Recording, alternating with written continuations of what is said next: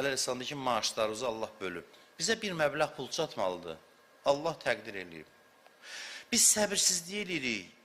Dinimizi satırıq o pul üçün. Göydə mələklər gülür deyir, bu sənə çatmalı idi onsuz da. Sən niyə görə səhv yolla getdin? Bu sənin idi. Niyə səbirsizlik elədin? Biraz yubandırdılar ki, görsün sən özü necə aparırsan. Onsuz da sənin idi. Biraz yubandırdılar.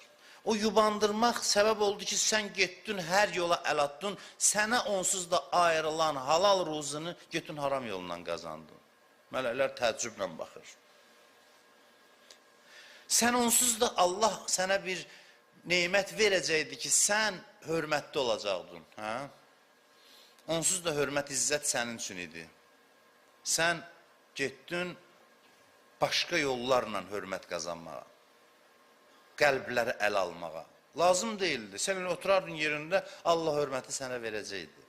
Gətirib, ayağıva gətirəcəkdi.